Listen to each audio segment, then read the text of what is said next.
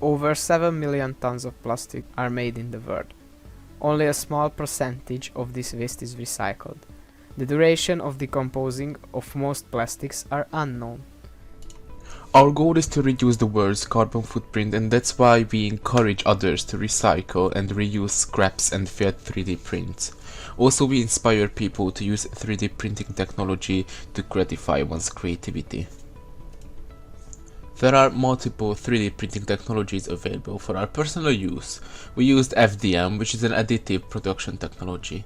It is used for making prototypes and creating diverse models. For the purposes of recycling, the plastic called PLA, polyacid acid, proved to be the most efficient since it is a plant-based plastic. Faulty prints can be grinded into a small fragment, which can be put into an extruder device that makes the plastic into a filament again. Firstly, we have to design an object in our 3D modeling program. Secondly, we have to insert it into the slicing program and start printing. The glasses we made took almost 2 hours to print, but in the end it was perfectly usable. Another method for recycling PLA is through decomposing. In an industrial composter, it decomposes in 1 to 3 months.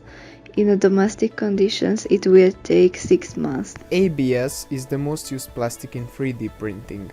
Its recycling procedure is the exact same as PLA's, although on a higher temperature.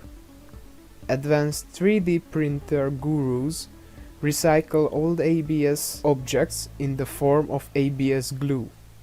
We made ABS glue as an experiment of our own. This glue is better than any other glue as it infuses objects rather than sticking them together.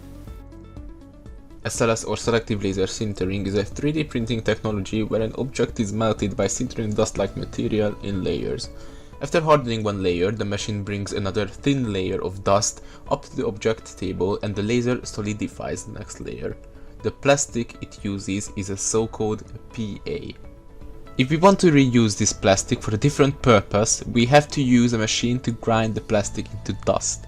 We have to take into consideration that we can't use only recycled plastic, as it will not be as durable.